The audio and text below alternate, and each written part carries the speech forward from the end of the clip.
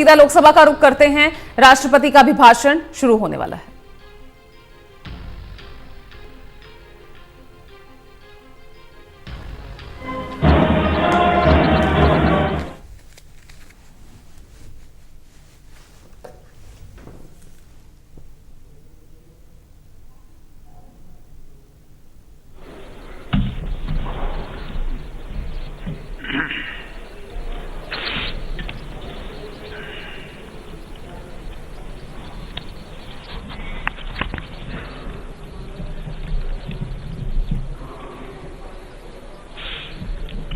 माननीय सदस्यगण,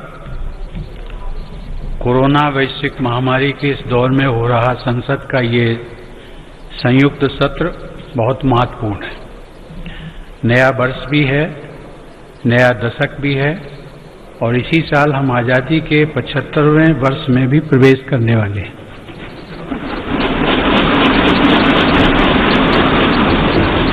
आज संसद के आप सभी सदस्य हर भारतवासी के इस संदेश और इस विश्वास के साथ यहाँ उपस्थित हैं कि चुनौती कितनी ही बड़ी क्यों न हो, न हम रुकेंगे और न भारत रुकेगा।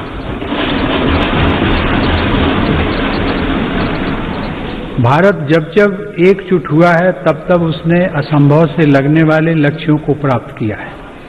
ऐसी ही एकजुटता और पूज्य बापू की प्रेरणा ने हमें सैकड़ों वर्षों की गुलामी से आजादी दिलाई थी। इसी भावना को अभिव्यक्त करते हुए राष्ट्र प्रेम से ओतप्रोत कवि असम केसरी अंबिका गिरी राय चौधरी ने कहा था, ओम तत्सत भारत महात ऐक चेतोनाथ एक ध्यानोत ऐक साधोनाथ ऐक आवेगोत ऐक होइसा ऐक होइसा।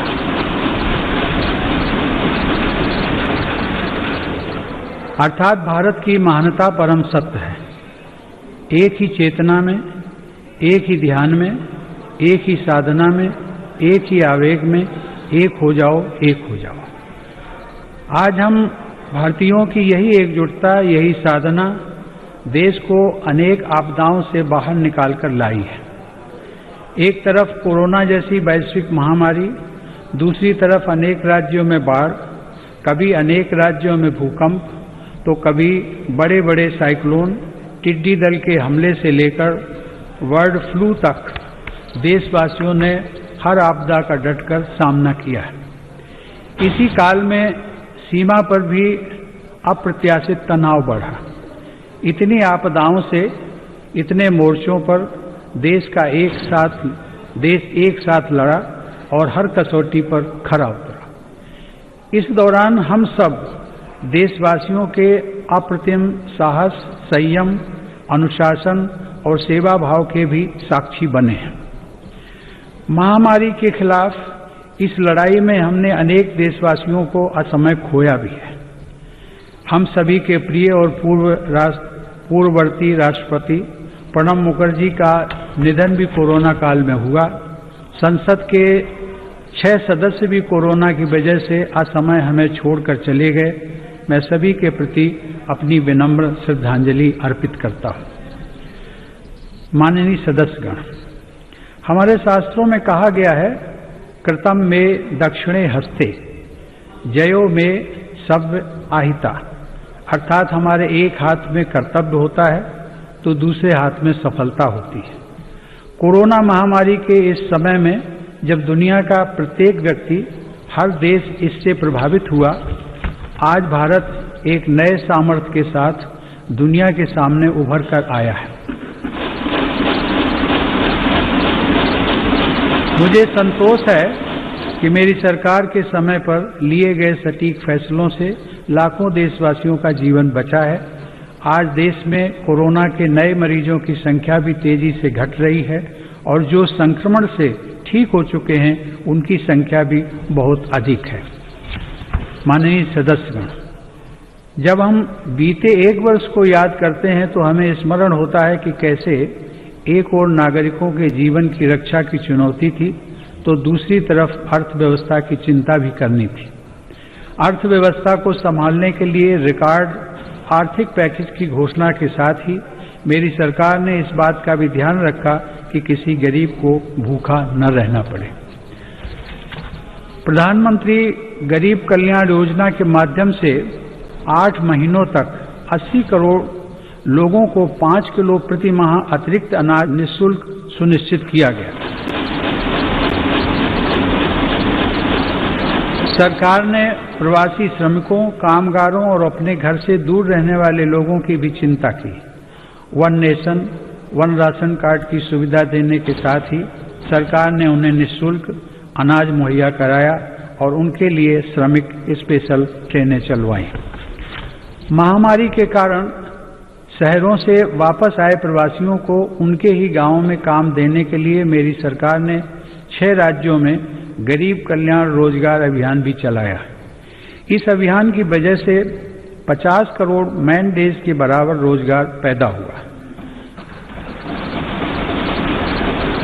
सरकार ने रेहड़ी पटरी वालों और ठेला लगाने वाले भाई बहनों के लिए विशेष स्वनिधि योजना भी शुरू की। इसके साथ ही करीब 31,000 करोड़ रुपए गरीब महिलाओं के जन धन खातों में सीधे ट्रांसफर भी किए गए। इस दौरान देश भर में उज्ज्वला योजना की लाभार्थी गरीब महिलाओं को 14 करोड़ से अधिक मुफ्त गैस सिलेंडर भी मिले। अपने सभी निर्णयों में मेरी सरकार ने संघीय ढांचे की सामूहिक शक्ति का अद्वितीय उदाहरण भी प्रस्तुत किया है। केंद्र और राज्य सरकारों के बीच इस समन्वय ने लोकतंत्र को मजबूत बनाया है और संविधान की प्रतिष्ठा को सशक्त किया है। माननीय सदस्यगण, आचार्य चाणक्य ने कहा है, तृणम लघु तृणात् तूलम तूलादपि च याचकः वायुना किम न नीतो असो माम्यम या चयस्यति। अर्थात याचना करने वाले को घास के तिनके और रुई से भी हल्का माना गया है। रुई और तिनके को उड़ा ले जाने वाली हवा भी याचक को इसलिए अपने साथ उड़ाकर नहीं ले जाती कि कहीं वह हवा से भी कुछ मांग न ले। इस प्रकार हर कोई याचक से बचता है। इसका अभिप्राय यह है कि यदि अपने महत्व को बढ़ाना है तो दूसरों पर निर्भरता को कम करते हुए आत्मनिर्भर बनना होगा।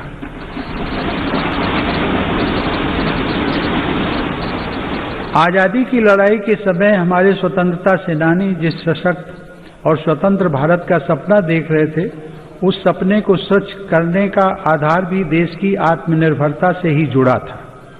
कोरोना काल में बनी वैश्विक परिस्थितियों ने जब हर देश की प्राथमिकता उसकी अपनी जरूरतें थी, हमें ये याद दिलाया है कि आत्मनिर्भर भारत का निर्माण क्यों इतना महत्वपूर्ण है। इस दौरान भारत ने बहुत ही कम समय में 2200 से अधिक प्रयोगशालाओं का नेटवर्क बनाकर हजारों वेंटिलेटर्स का निर्माण करके पीपीई किट से लेकर टेस्ट किट बनाने तक में आत्मनिर्भरता हासिल करके अपनी वैज्ञानिक क्षमता, अपनी तकनीकी दक्षता और अपने मजबूत स्टार्टअप इकोसिस्टम का भी परिचय दिया है। हमारे लिए यह और भी गर्व की बात है कि आज भारत दुनिया का सबसे बड़ा टीकाकरण अभियान चला रहा है। इस प्रोग्राम की दोनों वैक्सीन भारत में ही निर्मित हैं। संकट के इस समय में भारत ने मानवता के प्रति अपने दायित्व का निर्वहन करते हुए अनेक देशों को कोरोना वैक्सीन की लाखों खुराक उपलब्ध कराई है।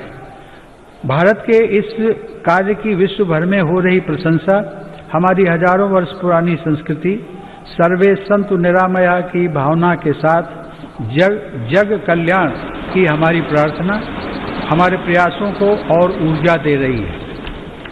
माननीय सदस्यगण, मेरी सरकार द्वारा स्वास्थ्य के क्षेत्र में पिछले 6 वर्षों में जो कार्य किए गए हैं, उनका बहुत बड़ा लाभ हमने इस कोरोना संकट के दौरान देखा है।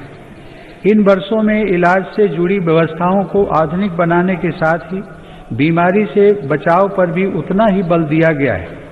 राष्ट्रीय पोषण अभियान, फिट इंडिया अभियान, खेलो इंडिया अभियान, ऐसे अनेक कार्यक्रमों से स्वास्थ्य को लेकर देश में नई सतर्कता आई है।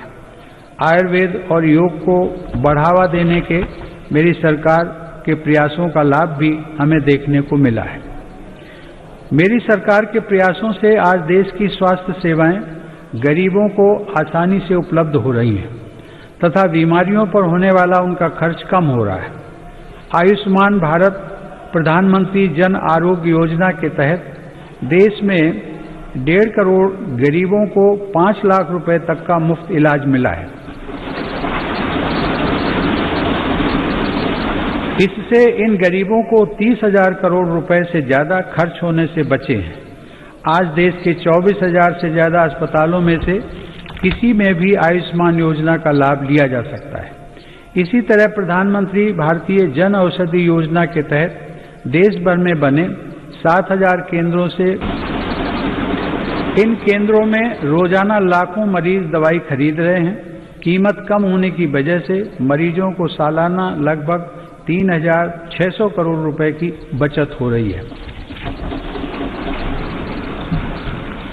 माननीय सदस्यगण, देश में स्वास्थ्य सेवाओं के विस्तार के लिए मेडिकल शिक्षा का विस्तार भी अत्यंत आवश्यक है।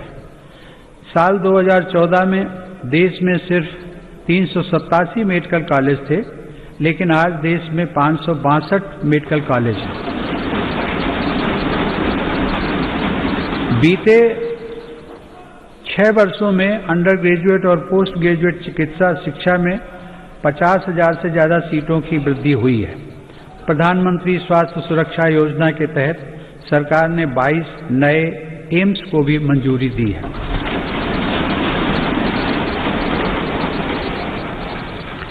राष्ट्रीय चिकित्सा आयोग के साथ ही 4 स्वायत्त बोर्ड का गठन कर केंद्र सरकार ने चिकित्सा शिक्षा के क्षेत्र में ऐतिहासिक सुधारों की नींव रखी है। इन्हीं सुधारों के क्रम में दशकों पुरानी मेडिकल काउंसिल ऑफ इंडिया के स्थान पर नेशनल मेडिकल कमीशन की स्थापना की गई है।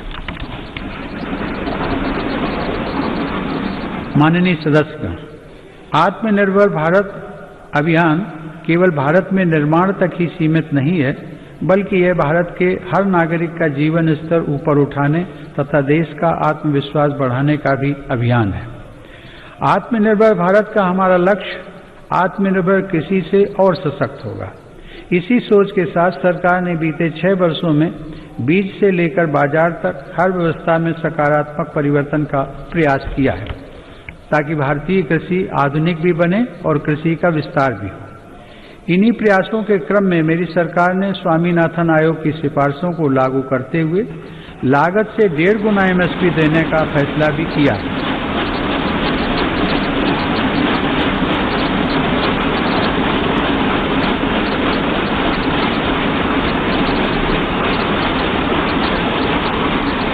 मेरी सरकार आज न सिर्फ MSP पर रिकॉर्ड मात्रा में खरीद कर रही है, बल्कि खरीद केंद्रों की संख्या को भी बढ़ा रही है। आज कृषि के लिए उपलब्ध सिंचाई के साधनों में भी व्यापक सुधार आ रहा है। पर ड्रॉप मोर क्रॉप के मंत्र पर चलते हुए सरकार पुरानी सिंचाई परियोजनाओं को पूरा करने के साथ ही सिंचाई के आधुनिक तरीके भी किसानों तक पहुंचा रही है। 2013-14 में जहां 42 लाख हेक्टेयर जमीन में ही माइक्रो इरिगेशन की सुविधा थी, वहीं आज 56 लाख हेक्टेयर से ज्यादा अतिरिक्त जमीन को माइक्रो इरिगेशन से जोड़ा जा चुका है। मुझे खुशी है कि सरकार के इन प्रयासों को हमारे किसान अपने परिश्रम से और आगे बढ़ा रहे हैं। आज देश में खाद्यान्न उपलब्धता रिकॉर्ड स्तर पर है।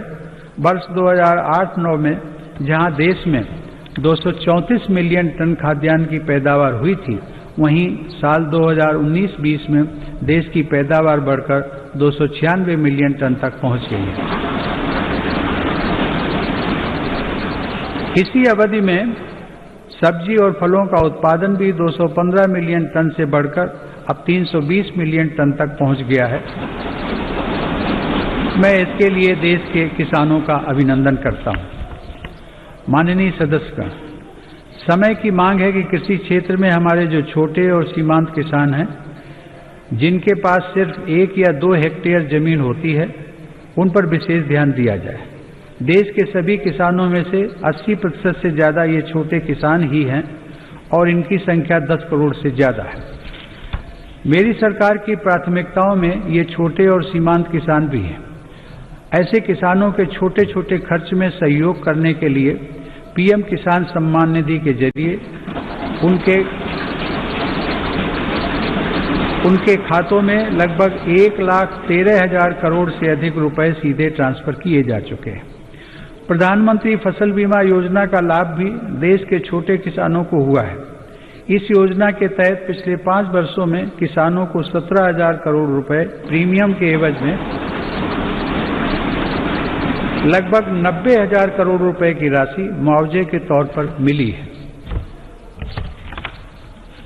देश के छोटे किसानों को साथ जोड़कर 10,000 किसान उत्पादक संगठनों यानी फार्मर प्रोड्यूसर ऑर्गेनाइजेशंस को स्थापित करने का अभियान एक ऐसा ही प्रभावशाली कदम है। इससे इन छोटे किसानों को समृद्ध किसानों की तरह बेहतर तकनीक, ज्यादा ऋण, पोस्ट हार्वेस्टिंग प्रोसेसिंग एवं मार्केटिंग की सुविधाएं और प्राकृतिक आपदा के समय सुरक्षा मिलनी सुनिश्चित हुई है। इससे किसानों को अपनी फसल की ज्यादा कीमत और ज्यादा बचत का विकल्प भी मिला है। माननीय सदस्यगण, व्यापक विमर्श के बाद संसद ने 7 महीने पूर्व 3 महत्वपूर्ण कृषि सुधार, कृषक उपज व्यापार और कृषक संवर्धन और सरलीकरण विधेयक, कृषि सशक्तिकरण और संरक्षण, कीमत आश्वासन और कृषि सेवा करार विधेयक और आवश्यक वस्तु संशोधन विधेयक पारित किए हैं। इन कृषि सुधारों का सबसे बड़ा लाभ भी 10 करोड़ से अधिक छोटे किसानों को तुरंत मिलना शुरू हुआ।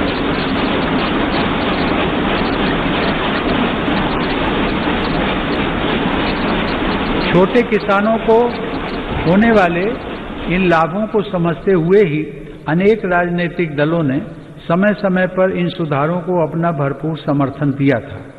देश में अलग अलग फोरम पर देश के हर क्षेत्र में 2 दशकों से जिन सुधारों की चर्चा चल रही थी और जो मांग हो रही थी, वह सदन में चर्चा के दौरान भी परिलक्षित हुई।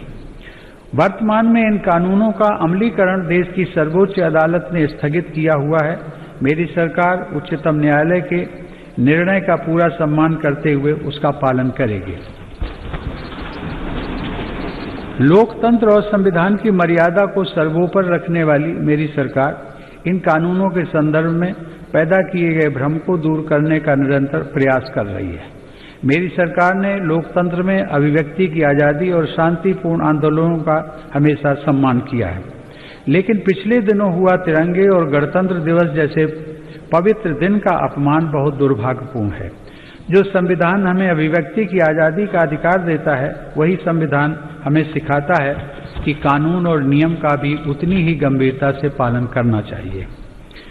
मेरी सरकार ये स्पष्ट करना चाहती है कि 3 नए कृषि कानून बनने से पहले पुरानी व्यवस्थाओं के तहत जो अधिकार थे तथा जो सुविधाएं थी, उनमें कहीं कोई कमी नहीं की गई है, बल्कि इन कृषि सुधारों के जरिए सरकार ने किसानों को नई सुविधाएं उपलब्ध कराने के साथ साथ नए अधिकार भी दिए हैं।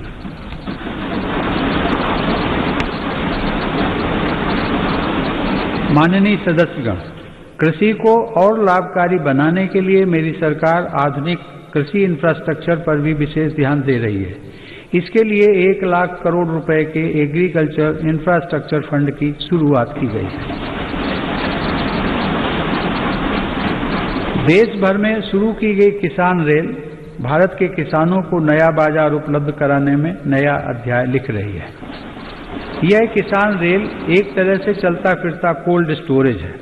अब तक 100 से ज्यादा किसान रेलें चलाई जा चुकी हैं, जिनके माध्यम से 38,000 टन से ज्यादा अनाज और फल सब्जियां एक क्षेत्र से दूसरे क्षेत्र तक किसानों द्वारा भेजी गई हैं।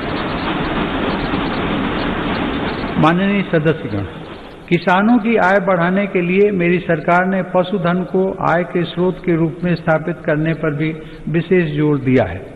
इसी का परिणाम है कि देश का पशुधन पिछले 5 वर्षों में सालाना 8.2% की दर से बढ़ रहा है। सरकार ने डेयरी क्षेत्र में बुनियादी ढांचे की स्थापना और निवेश को प्रोत्साहित करने के लिए 15,000 करोड़ रुपए के पशुपालन अवसंरचना विकास कोष की स्थापना भी की है। मेरी सरकार ने पशुपालन और मत्स्य पालन को भी कृषि क्षेत्र की तरह ही किसान क्रेडिट कार्ड की सुविधा दी है। देश में प्रधानमंत्री मत्स्य संपदा योजना के माध्यम से मछुआरों की आय को बढ़ाने के लिए भी काम हो रहा है। इस क्षेत्र में अगले 5 सालों में लगभग 20,000 करोड़ रुपए का निवेश करने की योजना है। किसानों की आमदनी बढ़ाने के लिए मेरी सरकार अन्नदाता को ऊर्जादाता बनाने का भी अभियान चला रही है। प्रधानमंत्री कुसुम योजना के तहत किसानों को 20 लाख सोलर पंप दिए जा रहे हैं।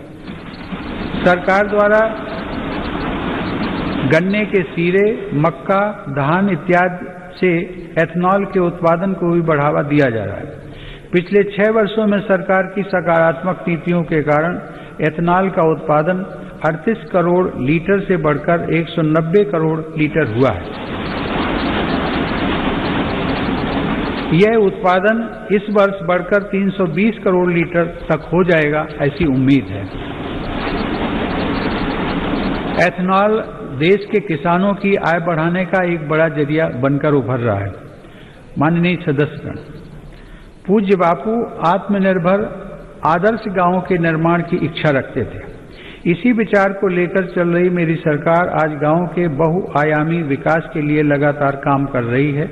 गांव के लोगों का जीवन स्तर सुधरे, यह मेरी सरकार की प्राथमिकता है। इसका उत्तम उदाहरण 2014 से गरीब ग्रामीण परिवारों के लिए बनाए गए 2 करोड़ घर हैं। वर्ष 2022 तक हर गरीब को पक्की छत देने के लिए प्रधानमंत्री आवास योजना की गति भी तेज की गई है।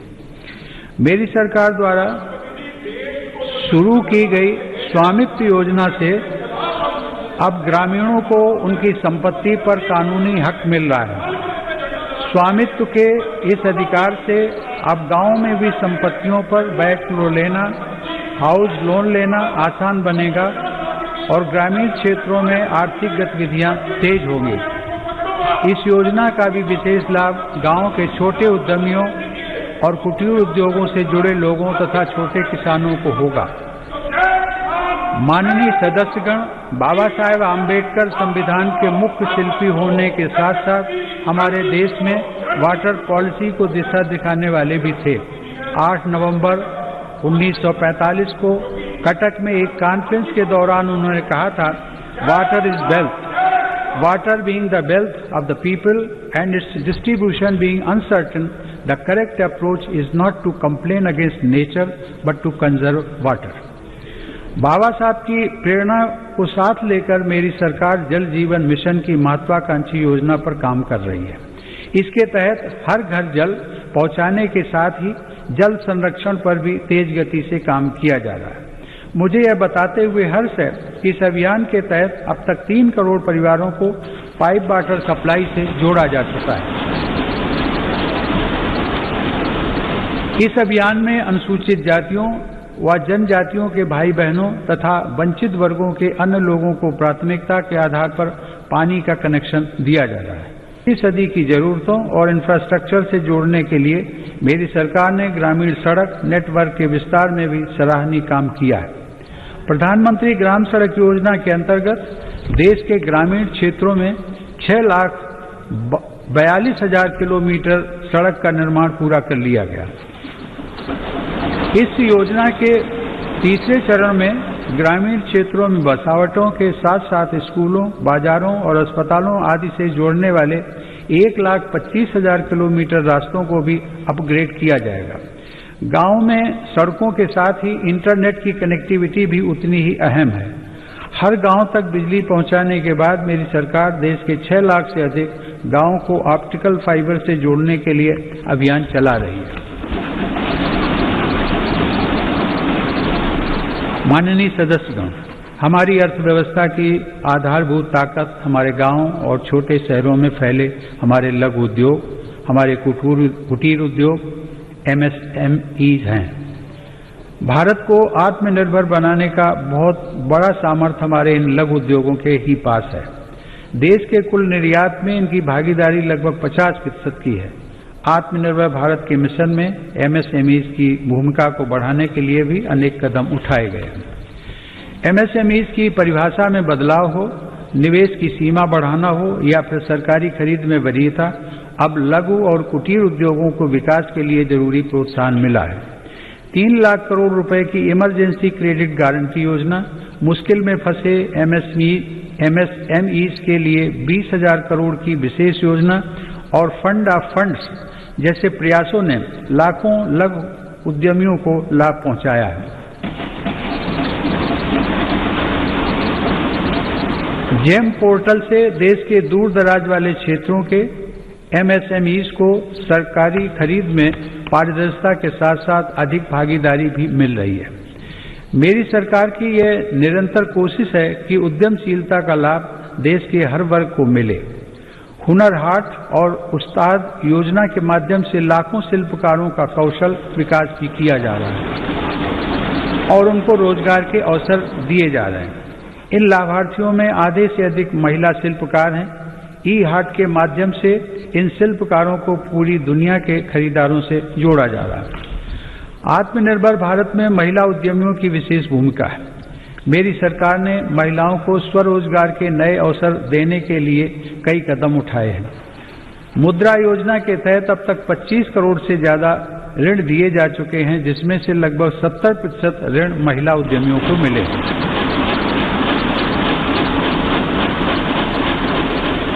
दीनदयाल अंत्योदय योजना राष्ट्रीय ग्रामीण आजीविका मिशन के अंतर्गत देश में आज 7 करोड़ से अधिक महिला उद्यमी करीब 66 लाख स्वयं सहायता समूहों से जुड़ी हुई हैं। बैंकों के माध्यम से इन महिला समूहों को पिछले 6 वर्षों में 3,40,000 करोड़ रुपए का ऋण दिया गया। देश के ग्रामीण क्षेत्रों में कार्यरत महिलाओं के स्वास्थ्य को ध्यान में रखते हुए सरकार 1 रुपए में सुविधा सैनिटरी नैपकिन देने की योजना भी चला रही है। सरकार गर्भवती महिलाओं के मुफ्त चेकअप की मुहिम एवं राष्ट्रीय पोषण अभियान चलाकर उन्हें आर्थिक मदद देकर गर्भवती माताओं एवं शिशुओं के स्वास्थ्य की रक्षा के लिए निरंतर प्रयत्नशील है। इसी का परिणाम है कि देश में मातृ मृत्यु दर 2014 में प्रति लाख 130 से कम होकर 113 तक आ गई है। 5 वर्ष से कम आयु के बच्चों की मृत्यु दर भी पहली बार घटकर 36 तक आ गई है, जो वैश्विक दर 39 से कम है। महिलाओं की समान भागीदारी को आवश्यक मानने वाली मेरी सरकार नए नए क्षेत्रों में बहनों बेटियों के लिए नए अवसर बना रही है। भारतीय वायुसेना की फाइटर स्ट्रीम हो, मिलिट्री पुलिस में महिलाओं की नियुक्ति हो या फिर अंडरग्राउंड माइंस में तथा ओपन कास्ट माइंस में महिलाओं को रात्रि में कार्य करने की अनुमति, ये सभी निर्णय पहली बार मेरी सरकार ने ही लिए हैं। महिला सुरक्षा को ध्यान में रखते हुए वन स्टॉप सेंटर, अपराधियों का राष्ट्रीय database, emergency response support system और देश भर में फास्ट ट्रैक कोर्ट पर तेजी से काम किया गया। माननीय सदस्यगण, 21वीं सदी की वैश्विक आवश्यकताओं और चुनौतियों को ध्यान में रखते हुए सरकार ने राष्ट्रीय शिक्षा नीति की घोषणा की है। राष्ट्रीय शिक्षा नीति में पहली बार छात्रों को अपनी रुचि के हिसाब से विषय पढ़ने की आजादी दी गई है। किसी कोर्स के बीच में भी विषय और स्ट्रीम बदलने का विकल्प युवाओं को दिया गया है। मेरी सरकार ने ई विद्या के अंतर्गत स्कूली शिक्षा के लिए दीक्षा ऑनलाइन पोर्टल को one nation one digital platform के रूप में विकसित किया है। विद्यार्थियों के हितों के लिए संवेदनशील मेरी सरकार ने जेईई और नीट परीक्षाओं का भी सफल आयोजन कर उनका 1 साल व्यर्थ होने से बचाया है। माननीय सदस्यगण, मेरी सरकार का मानना है कि सबसे ज्यादा वंचित वर्गों की सामाजिक और आर्थिक विकास की यात्रा गुणवत्ता युक्त शिक्षा से आरंभ होती है।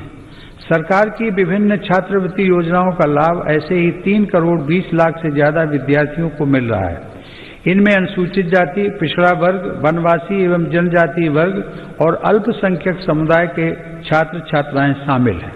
सरकार का प्रयास है कि ज्यादा से ज्यादा पात्र और जरूरतमंद विद्यार्थियों को छात्रवृत्तियों का लाभ मिले।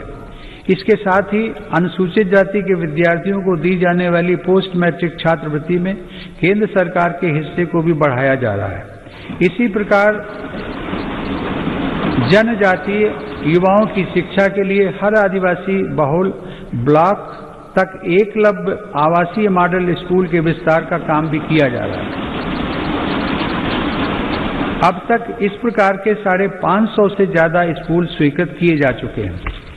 शिक्षा के साथ साथ नौकरी की प्राथमिकताएं आसान करने और व्यवस्थित करने पर भी मेरी सरकार का जोर है। ग्रुप सी और ग्रुप डी में इंटरव्यू समाप्त करने से युवाओं को बहुत लाभ हुआ है।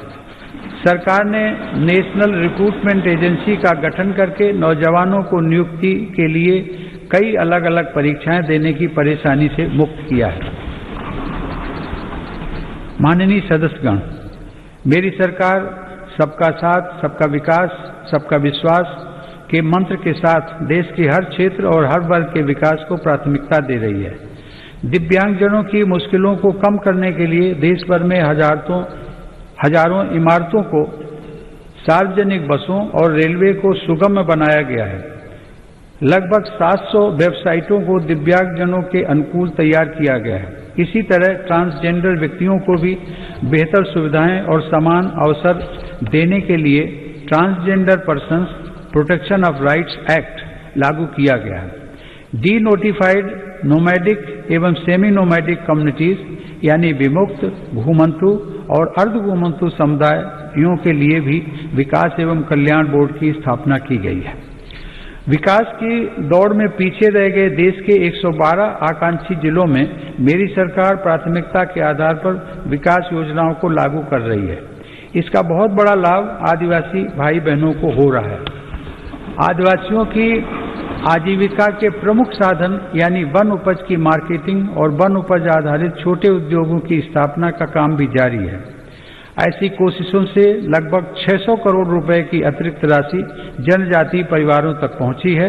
सरकार द्वारा 46 वन उपजों पर एमएसपी 90% तक बढ़ाई गई है। माननीय सदस्यगण, आधुनिक टेक्नोलॉजी का भारत में विकास और हर भारतीय की आधुनिक टेक्नोलॉजी तक आसान पहुंच आत्मनिर्भर बनते भारत की अहम पहचान है। 2 गज की दूरी की अनिवार्यता के बीच देश की संस्थाओं और नागरिकों ने डिजिटल इंडिया की ताकत से देश की रफ्तार को थमने नहीं दिया। पिछले वर्ष दिसंबर में यूपीआई से 4 लाख करोड़ रुपए से भी अधिक का डिजिटल पेमेंट हुआ है। आज देश के 200 से ज्यादा बैंक यूपीआई व्यवस्था से जुड़े हैं। इसी तरह डिजिलॉकर का 400 करोड़ से अधिक डिजिटल डॉक्यूमेंट्स के लिए पेपरलेस प्लेटफॉर्म की तरह उपयोग किया जा रहा है। उमंग ऐप पर भी देश के करोड़ों नागरिक 2000 से ज्यादा सेवाओं का लाभ ले रहे हैं। देश में 3.5 लाख से अधिक कॉमन सर्विस सेंटर ग्रामीण क्षेत्रों में लोगों को सरकारी सेवाओं से जोड़ रहे हैं। इसी क्रम में इंडियन स्टैंप एक्ट में संशोधन करके अब देश में ई स्टैंप की व्यवस्था भी लागू कर दी गई है। जनधन खातों, आधार और मोबाइल की त्रिशक्ति ने लोगों को उनका अधिकार सुनिश्चित किया है। इस जैम त्रिशक्ति की वजह से 1,80,000 करोड़ रुपए गलत हाथों में जाने से बच रहे हैं। मेरी सरकार द्वारा राष्ट्रीय डिजिटल हेल्थ मिशन के जरिए चिकित्सा सेवाओं को डिजिटल बनाने की शुरुआत भी की गई है। इसके माध्यम से आने वाले समय में देश के नागरिक डिजिटल अपॉइंटमेंट, डिजिटल रिपोर्ट के साथ साथ डिजिटल हेल्थ रिकॉर्ड जैसी सुविधाओं का लाभ भी उठा सकेंगे। हमारा अपना नेविगेशन सैटेलाइट सिस्टम नाविक भी आज भारत का गौरव बढ़ा रहा है। इसका लाभ अब हजारों मछुआरे साथियों को मिल रहा है। हाल ही में नेशनल एटॉमिक क्लॉक और भारतीय निर्देशक द्रव्य प्रणाली के रूप में नए मानक भी राष्ट्र को समर्पित किए गए हैं। इन स्वदेशी समाधानों से भारत के प्रोडक्ट्स को अंतर्राष्ट्रीय मानकों के अनुरूप बनाने में मदद मिलेगी। टेक्नोलॉजी का यह अभियान देश की लोकतांत्रिक संस्थाओं को भी सशक्त कर रहा है। इस दिशा में राष्ट्रीय ई विधान ऐप के जरिए देश की सभी विधानसभाओं, विधान परिषदों और संसद के दोनों सदनों का डिजिटलीकरण किया जा रहा है। राज्य विधानसभाओं में नेशनल ई विधान एप्लीकेशन यानी नेवा का कार्यान्वयन विधायी और लोकतांत्रिक प्रक्रियाओं के संचालन में एक नए युग की शुरुआत करेगा। माननीय सदस्यगण, हमारी संसद लोकतंत्र में देशवासियों की बढ़ती हुई भागीदारी और नए भारत की आकांक्षाओं की पूर्ति का एक महत्वपूर्ण माध्यम है। पहले की सरकारों में तथा संसद के सदनों में ये बात उठती रही है कि संसद की यह इमारत हमारी वर्तमान आवश्यकताओं को पूरा करने में अपर्याप्त सिद्ध हो रही है। संसद की नई इमारत को लेकर पहले की सरकारों ने भी प्रयास किए थे। यह सुखद संयोग है कि आजादी के 75वें वर्ष की तरफ बढ़ते हुए हमारे देश ने संसद की नई इमारत का निर्माण शुरू कर दिया।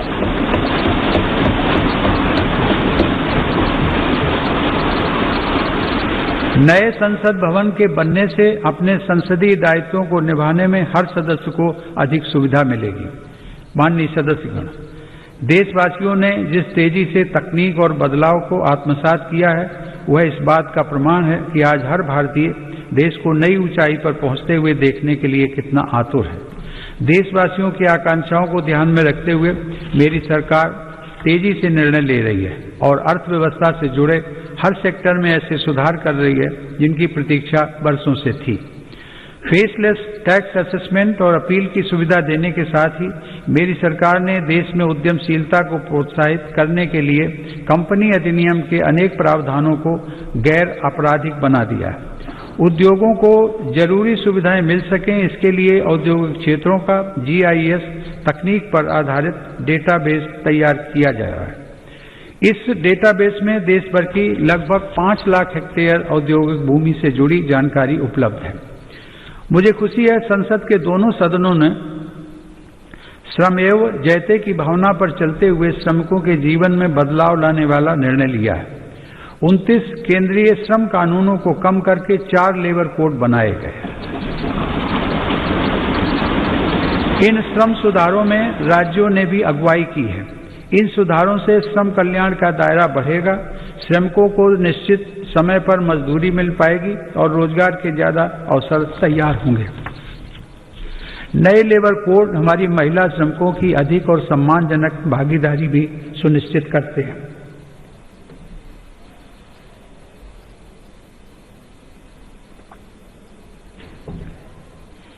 उद्योगों के लिए श्रम के साथ साथ आसान पूंजी भी बहुत आवश्यक है। इसके लिए देश के बैंकिंग सिस्टम को सशक्त किया जा रहा है। देश में बड़े और शक्तिशाली बैंकों के निर्माण के लिए छोटे बैंकों का आपस में विलय भी इसी दिशा में उठाया गया कदम है।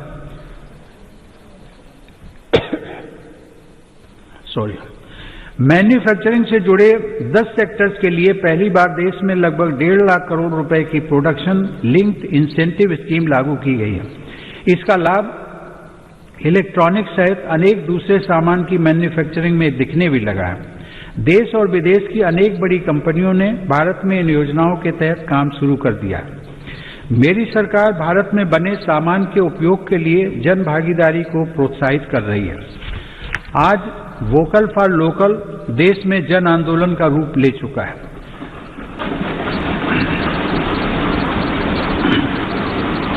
भारत में बने सामान के प्रति भावनात्मक लगाव के साथ ही गुणवत्ता में भी श्रेष्ठ हों, इस दिशा में काम किया जा रहा है। देश में ईज ऑफ डूइंग बिजनेस में सुधार के लिए भी निरंतर कदम उठाए जा रहे हैं। इसके लिए राज्यों के बीच स्वस्थ प्रतिस्पर्धा को प्रोत्साहित किया जा रहा है। यह बड़े हर्ष की बात है कि रैंकिंग में सुधार की गंभीरता को राज्य भी समझ रहे हैं और इसमें बढ़ चढ़कर हिस्सा ले रहे हैं।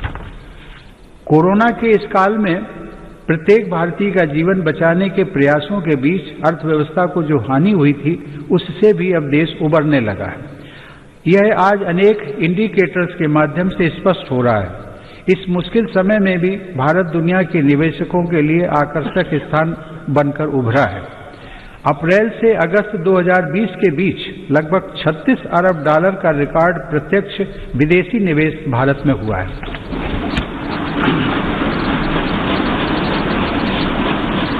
माननीय सदस्यगण, मेरी सरकार मानती है कि देश में आधुनिक इंफ्रास्ट्रक्चर का निर्माण नए और आत्मनिर्भर भारत के लिए मजबूत नींव का काम करेगा। कोरोना काल में भी इंफ्रास्ट्रक्चर के अनेक बड़े प्रोजेक्ट्स पर तेजी से काम करना होना और उनको पूरा करना हमारी प्रतिबद्धता को दर्शाता है। चेन्नई से पोर्ट ब्लेयर तक सबमरीन ऑप्टिकल फाइबर केबल हो, अटल टनल हो या फिर 4 धाम सड़क परियोजना, हमारा देश विकास के कार्यों को आगे बढ़ाता रहा। कुछ दिन पहले ही पूर्वी और पश्चिमी डेडिकेटेड फ्रेट कॉरिडोर के सेक्शंस देश को समर्पित किए गए। ये फ्रेट कॉरिडोर पूर्वी भारत में औद्योगिकरण को प्रोत्साहन देने के साथ ही रेल यात्रा में होने वाली अनावश्यक देरी को भी कम करेंगे। देश के इंफ्रास्ट्रक्चर को आधुनिक रूप देने के लिए मेरी सरकार 110 लाख करोड़ रुपए से अधिक की नेशनल इंफ्रास्ट्रक्चर पाइपलाइन पर भी काम कर रही है। साथ ही भारतमाला परियोजना के पहले चरण में 6 नए एक्सप्रेसवे और 18 नए एक्सेस कंट्रोल्ड कॉरिडोर्स का निर्माण चल रहा है। गुजरात के हजीरा और घोघा के बीच शुरू की गई रो पैक्स फेरी सेवा हो या फिर केवड़िया और साबरमती रिवर फ्रंट के बीच सी प्लेन सेवा, ये भारत में वाटर ट्रांसपोर्ट को नया आयाम दे रहे हैं। दुनिया की सबसे ऊंची सरदार पटेल की प्रतिमा का गौरव अपने साथ रखने वाले केवड़िया से अब देश के अनेक शहरों से सीधे ट्रेनें भी चलने लगी हैं। माननीय सदस्यगण, देश को गैस बेस्ड इकोनॉमी बनाने के लिए गैस कनेक्टिविटी पर भी तेज गति से काम किया जा रहा है। कुछ दिनों पहले ही कोच्चि मैंगलोर गैस पाइपलाइन का लोकार्पण किया गया है। डोभी दुर्गापुर गैस पाइपलाइन का निर्माण ऊर्जा गंगा का प्रवाह बढ़ा रहा है। यह पाइपलाइन पश्चिम बंगाल तक जाएगी और पूर्वी भारत के विभिन्न उद्योगों, विशेषकर खाद कारखानों को गैस उपलब्ध कराएगी। इसी तरह तमिलनाडु के खाद कारखाने और अन्य औद्योगिक इकाइयों को गैस पाइपलाइन से जोड़ने के लिए तूतीकोरन रामनाथपुरम गैस पाइपलाइन पर तीव्र गति से कार्य चल रहा है। माननीय सदस्यगण, मेरी सरकार देश में शहरीकरण के विकास को एक अवसर के रूप में देखती है। इसलिए शहरी इंफ्रास्ट्रक्चर का व्यापक निवेश किया जा रहा है। शहरों में गरीबों के लिए स्वीकृत 1 करोड़ से अधिक घरों में से करीब 40 लाख का निर्माण पूरा हो चुका है। कुछ दिन पहले देश के 6 शहरों में आधुनिक टेक्नोलॉजी आधारित घर बनाने का काम भी शुरू किया गया है। शहरों में काम करने वाले श्रमिकों को बेहतर आवास मिल सके, इसके लिए उचित किराए वाली योजना भी शुरू की गई है। शहरों में कनेक्टिविटी से जुड़ा इंफ्रास्ट्रक्चर भी सरकार की प्राथमिकता है। आज देश के 27 शहरों में मेट्रो सेवा के विस्तार के लिए काम चल रहा है। कुछ दिन पहले ही दिल्ली मेट्रो के एक रूट पर ड्राइवरलेस मेट्रो का परिचालन भी किया गया।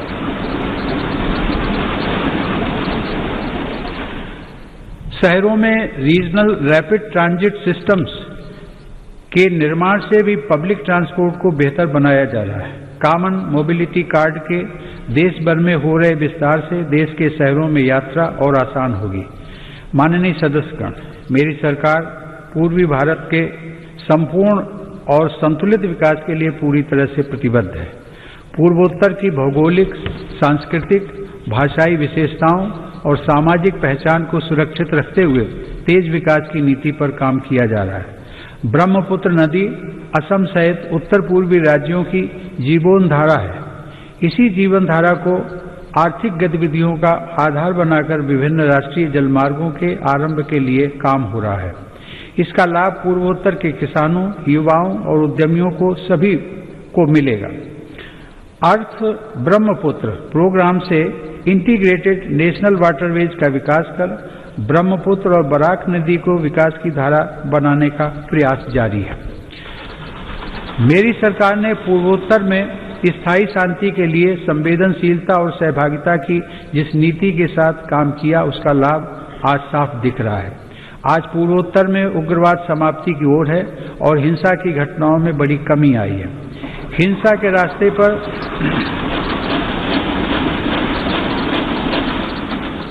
भटके युवा अब विकास और राष्ट्र निर्माण की मुख्य धारा में लौट रहे हैं। ब्रू शरणार्थियों के पुनर्वास को शांति और सौहार्द के साथ पूरा किया जा रहा है। इसी प्रकार ऐतिहासिक बोडो शांति समझौता भी हुआ है, जिसे सफलतापूर्वक लागू किया गया।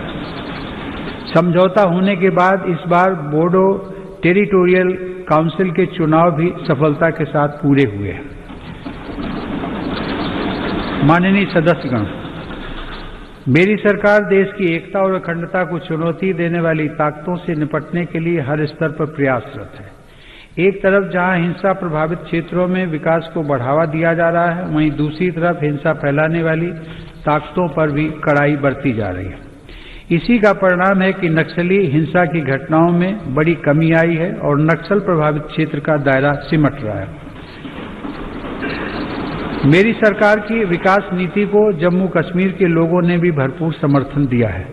कुछ सप्ताह पहले ही आजादी के बाद पहली बार जम्मू कश्मीर में जिला परिषद के चुनाव सफलता के साथ संपन्न हुए।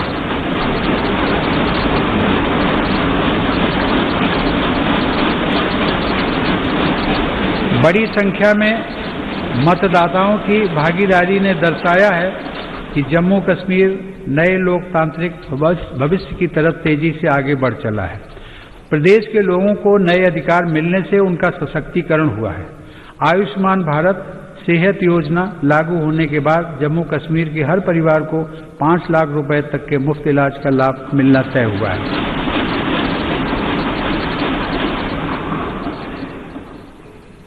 जम्मू में सेंट्रल एडमिनिस्ट्रेटिव ट्रिब्यूनल की एक बेंच भी स्थापित की गई है।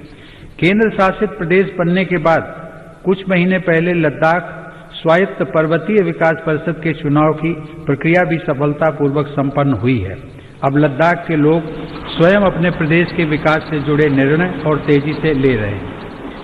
माननीय सदस्यगण, इस कोरोना काल में हम जब देश के भीतर आपदाओं से निपट रहे थे, तब हमारी सीमा पर भी देश के सामर्थ्य को चुनौती देने के प्रयास किए गए।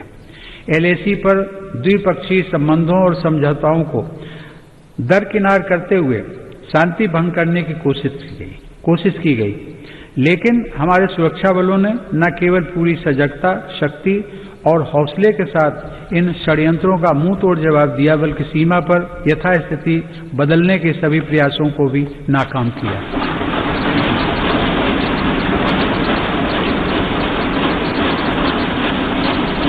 हमारे जांबाजों ने जिस संयम, शौर्य और पराक्रम का परिचय दिया, उसकी जितनी भी सराहना की जाए कम है। जून 2020 में हमारे 20 जवानों ने मातृभूमि की रक्षा के लिए गलवान घाटी में अपना सर्वोच्च बलिदान भी दिया। हर देशवासी इन शहीदों का कृतज्ञ है। मेरी सरकार देश के हितों की रक्षा के लिए पूरी तरह कटिबद्ध है और सतर्क भी है। LAC पर भारत की संप्रभुता की रक्षा के लिए अतिरिक्त सैन्य बलों की तैनाती भी की गई है। माननीय सदस्यगण, हमारे स्वाधीनता संग्राम के दौरान देशभक्ति के अमर गीतों की रचना करने वाले मलयालम के श्रेष्ठ कवि वल्लथोल ने कहा है, भारतम ऐन्ना पेरुकेट्टाल अभिमाना पूरिदम आगनम अंतरंगम। अर्थात जब भी आप भारत का नाम सुने, आपका हृदय गर्व से भर जाना चाहिए।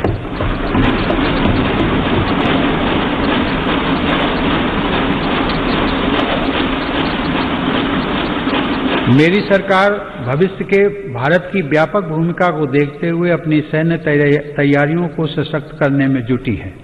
आज अनेक आधुनिक साजो सामान भारत की सैन्य क्षमता का हिस्सा बन रहे हैं। रक्षा क्षेत्र में आत्मनिर्भरता पर भी सरकार का जोर है। कुछ दिन पहले ही सरकार ने HAL को 83 स्वदेशी लड़ाकू विमान तेजस के निर्माण का ऑर्डर दिया है। इस पर 48,000 करोड़ रुपए खर्च होंगे। सरकार द्वारा मेक इन इंडिया को बढ़ावा देने के लिए रक्षा से जुड़े 100 से अधिक सामानों के आयात पर रोक लगा दी गई है। इसी तरह supersonic torpedo, quick reaction missile, tank और स्वदेशी राइफलों सहित अनेक अत्याधुनिक हथियार देश में ही बन रहे हैं। आज भारत रक्षा सामान के निर्यात के क्षेत्र में भी तेजी से अपनी हिस्सेदारी बढ़ा रहा है। माननीय सदस्यगण, Indian National Space Promotion and Authorisation Centre अर्थात इन स्पेस का गठन स्पेस सेक्टर में बड़े सुधारों को गति देगा। आज हमें गर्व है कि इसरो के वैज्ञानिक चंद्रयान 3, गगनयान और स्मॉल सैटेलाइट लॉन्च व्हीकल जैसे महत्वपूर्ण अभियानों पर काम कर रहे हैं।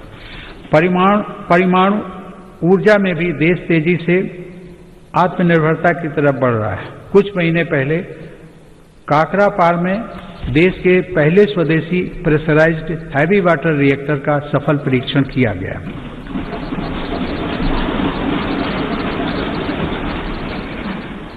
माननीय सदस्यगण, विकास के साथ ही पर्यावरण सुरक्षा भी मेरी सरकार की सर्वोच्च प्राथमिकताओं में से एक है।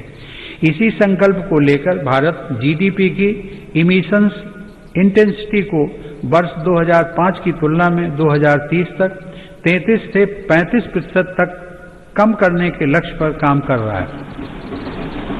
पेरिस समझौते को लागू करने में भारत दुनिया के अग्रणी देशों में शामिल है।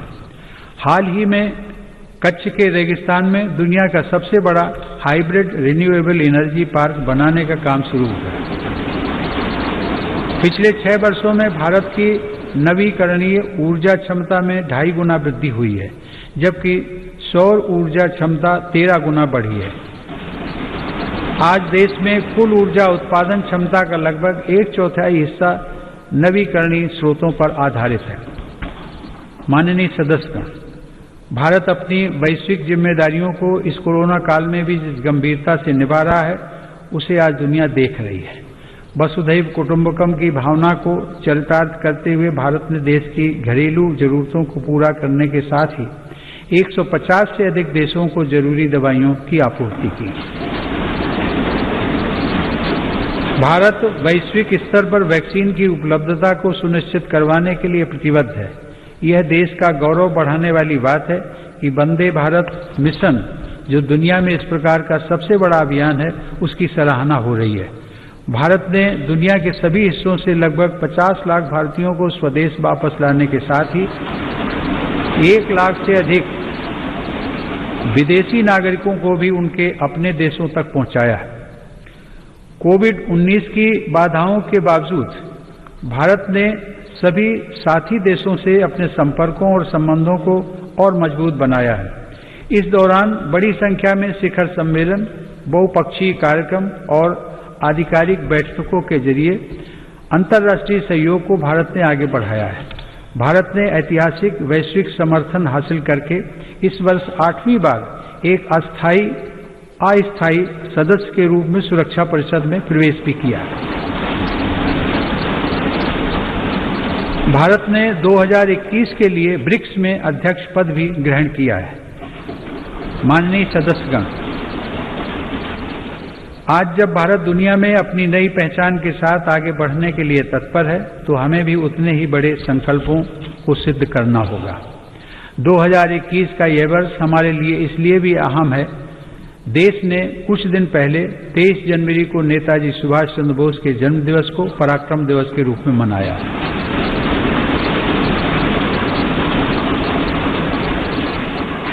यह वर्ष नेताजी की 125वीं जन्म जयंती का वर्ष भी है। नेताजी की जयंती को बड़े पैमाने पर मनाने के लिए मेरी सरकार ने एक उच्च स्तरीय समिति का गठन किया है। हम सबके पूज्य गुरु तेग बहादुर का 400वां प्रकाश पर्व भी हम पूरी श्रद्धा के साथ मनाएंगे। इन समारोहों के साथ ही देश की स्वतंत्रता के 75वें वर्ष के उपलक्ष्य में अमृत महोत्सव का शुभारंभ भी इसी वर्ष हो जाएगा। माननीय सदस्यगण, विगत वर्ष में सामूहिकता की जिस शक्ति का हमने साक्षात्कार किया है, उसी शक्ति से हमें नए लक्ष्यों को प्राप्त करना है। पिछले कुछ वर्षों में देश ने अनेक ऐसे काम कर दिखाए हैं जिनको कभी बहुत कठिन माना जाता था। आर्टिकल 370 के प्रावधानों के हटने के बाद जम्मू कश्मीर के लोगों को नए अधिकार मिले हैं।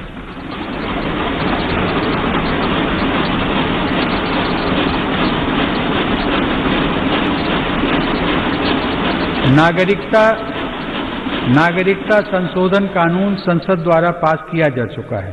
चीफ ऑफ डिफेंस स्टाफ के पद का लाभ देश को मिलना शुरू हो चुका है। सशस्त्र सेनाओं में महिलाओं की भागीदारी बढ़ रही है। उच्चतम न्यायालय के फैसले के उपरांत भव्य राम मंदिर का निर्माण शुरू हो चुका है।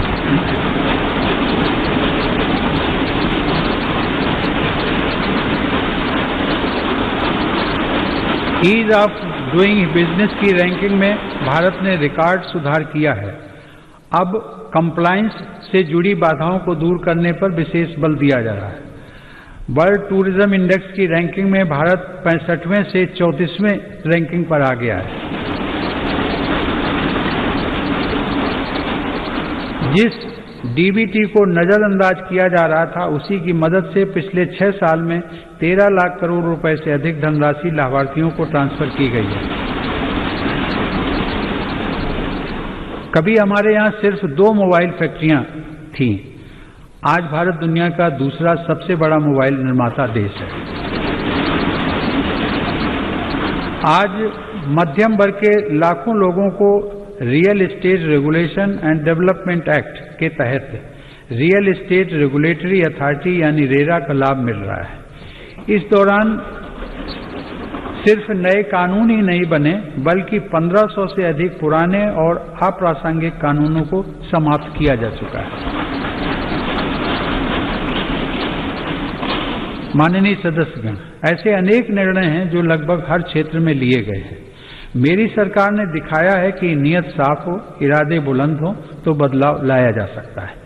इन वर्षों में मेरी सरकार ने जितने लोगों के जीवन को छुआ है वह अभूतपूर्व है। हर गरीब का घर रोशन हो, इसके लिए 2.5 करोड़ से अधिक बिजली कनेक्शन निःशुल्क दिए गए। गरीब और मध्यम वर्ग का बिजली बिल कम हो, इसके लिए 36 करोड़ से ज्यादा सस्ते एलईडी बल्ब वितरित किए गए। दुर्घटना की स्थिति में गरीब परिवार को दर दर न भटकना पड़े, इसके लिए सिर्फ 1 रुपया महीना के प्रीमियम पर 21 करोड़ से अधिक गरीबों को प्रधानमंत्री सुरक्षा बीमा योजना से जोड़ा गया। गरीब की मृत्यु के बाद उसके परिवार के पास एक संबल रहे, इसलिए सिर्फ 90 पैसा प्रतिदिन के प्रीमियम पर लगभग 9.5 करोड़ लोगों को प्रधानमंत्री जीवन ज्योति बीमा योजना से जोड़ा गया। गरीब का शिशु किसी गंभीर बीमारी से ग्रसित न हो, इसलिए मेरी सरकार ने न सिर्फ टीकों की संख्या बढ़ाई, बल्कि टीकाकरण अभियान को देश के उन आदिवासी इलाकों में भी ले गई जो अब तक अछूते थे। मिशन इंद्रधनुष के तहत 3.5 करोड़ से अधिक बच्चों का टीकाकरण किया गया। गरीब के हक का राशन कोई दूसरा ना छीन ले, इसके लिए 100% राशन कार्ड को डिजिटल किया जा चुका है। 90% राशन कार्डों को आधार से जोड़ा जा चुका है। रसोई के धुएं से गरीब बहन बेटी की सेहत न खराब हो, इसके लिए उज्ज्वला योजना के तहत 8 करोड़ से ज्यादा मुफ्त कनेक्शन दिए गए। गरीब बहन बेटी की गरिमा बढ़े, उनकी परेशानी कम हो, इसके लिए स्वच्छ भारत मिशन के तहत 10 करोड़ से ज्यादा शौचालय बनाए गए। घर में काम करने वाले भाई बहन, गाड़ी चलाने वाले, जूता सिलने वाले, कपड़ा प्रेस करने वाले, खेतिहर मजदूर, ऐसे गरीब साथियों को भी पेंशन मिले, इसके लिए प्रधानमंत्री श्रम योगी मान धन योजना चलाई गई।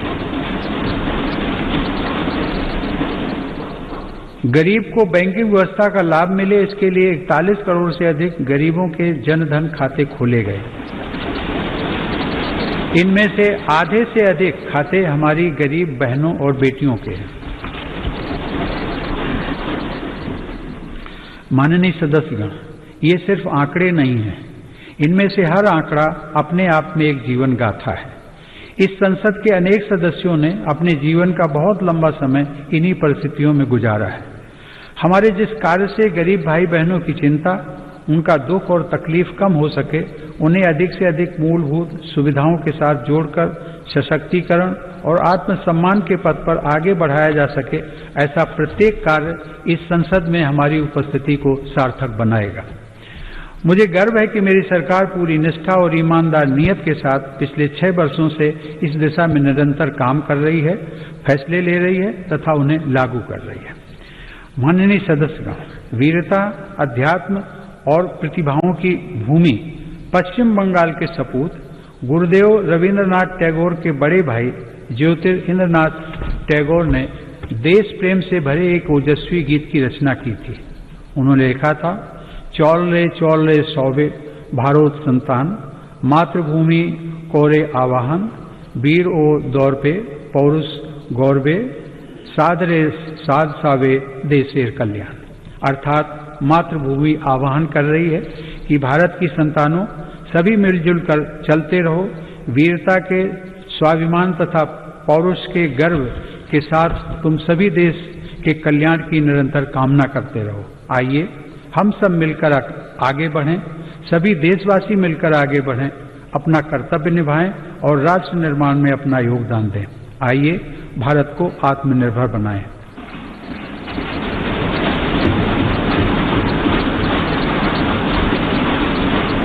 आप सभी को बहुत बहुत शुभकामनाएं। जय हिंद। थे राष्ट्रपति रामनाथ कोविंद को, उनका अभिभाषण यहाँ पर चल रहा था और इसी के साथ यहाँ पर तमाम जो नेता हैं वो यहाँ पर मौजूद हैं और साथ ही राष्ट्रपति संसद को यहाँ पर संबोधित कर रहे थे, अभिभाषण यहाँ पर दे रहे थे और संसद के बजट सत्र की शुरुआत यहाँ पर हो चुकी है। आज पहला दिन है, यानी कि आज बजट सत्र की आज से शुरुआत यहाँ पर हो रही है।